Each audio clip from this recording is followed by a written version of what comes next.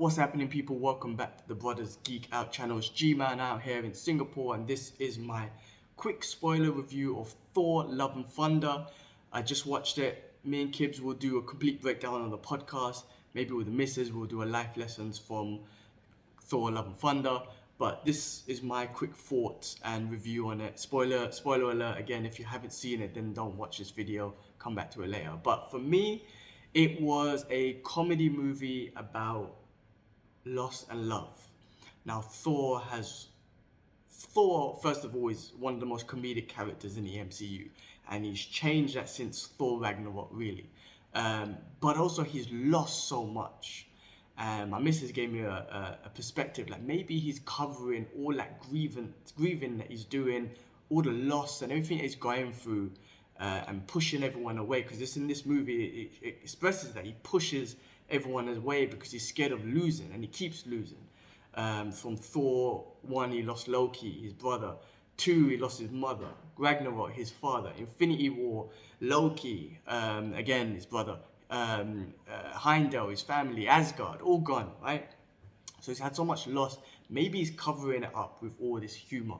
Because to me, every part of this movie, or Thor the character, is just so humorous in every way he expresses himself. There is some seriousness, but every way he expresses himself, from his body expressions, his expression of vocabulary and how he talks, is all humorous.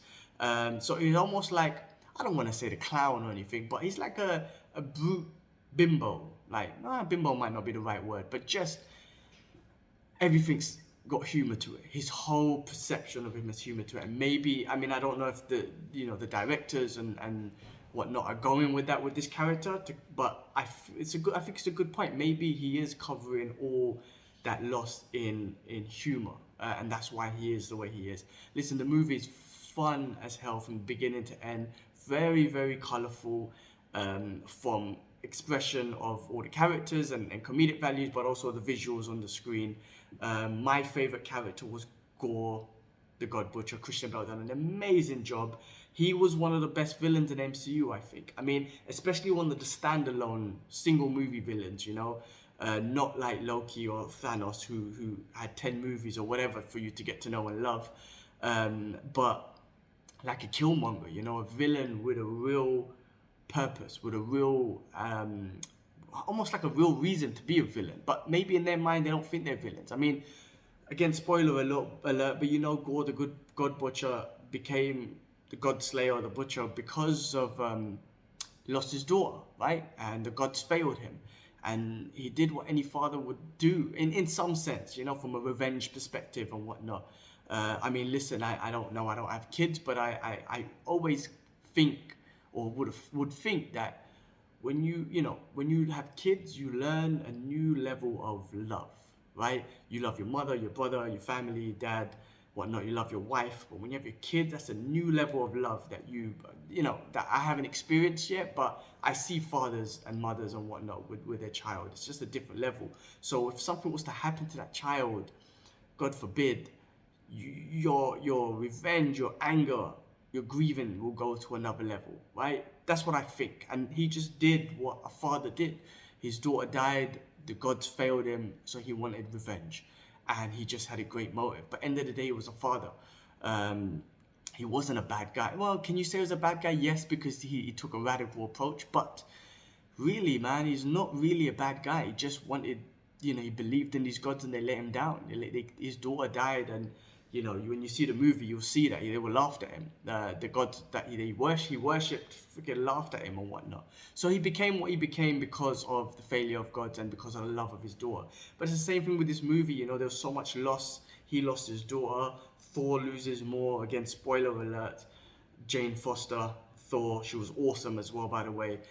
She dies by sacrificing herself. And again, Thor loses. And throughout the movie, he's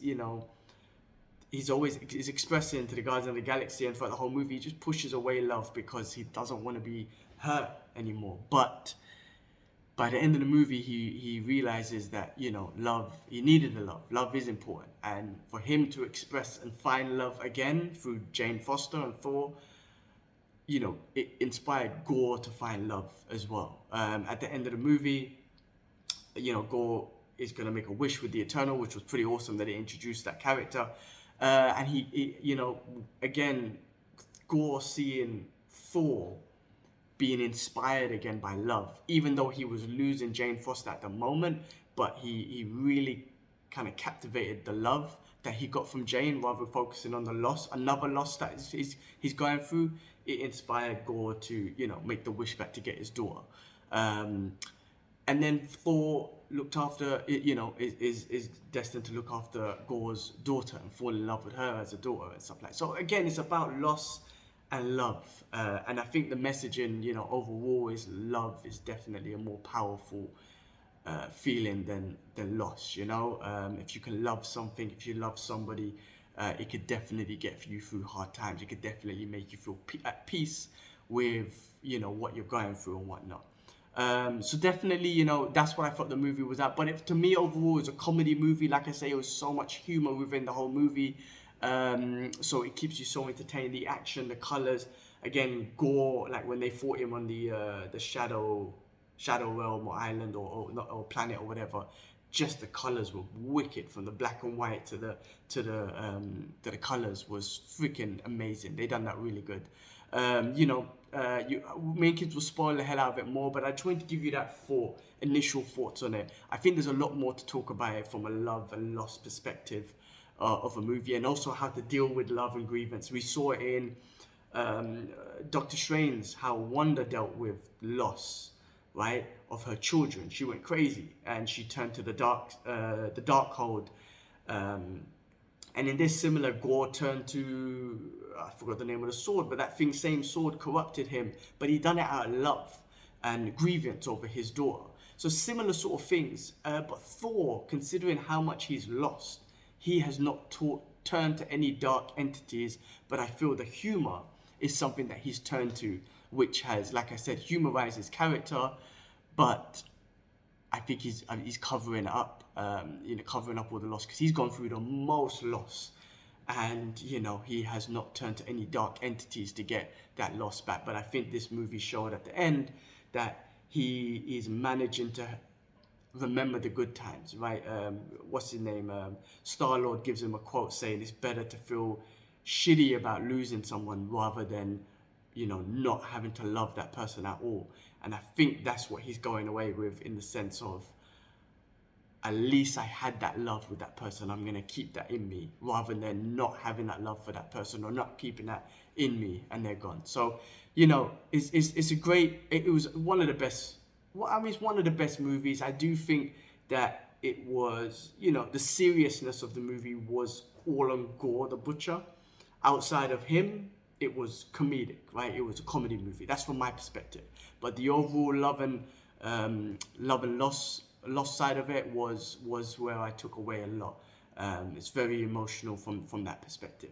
So anyway, look, me and Kibbs will do a full spoiler breakdown or our thoughts on it. I'm gonna try and get the missus to do a life lesson, because I think there's a few life lessons you could take for that, definitely. And definitely a great movie. Definitely could watch it again. Chris Hemsworth is, he is Thor, and damn, he is in good freaking shape, put it that way. But for me, who stole the show, definitely Christian Bale. He smashed it. Anything he does, he's just fucking awesome at it. So yeah, for me, he was awesome. I loved Gore the Butcher, and I think I want to check out more of his story and whatnot. Anyway, look, quick spoiler review. I hope you enjoyed the movie. If you've seen it, if you haven't, I hope you haven't seen this review, because it will spoil some things for you. But anyway, thanks for watching. Please like, subscribe, dislike, comment, all that usual stuff. And we'll catch you on the next one. Peace.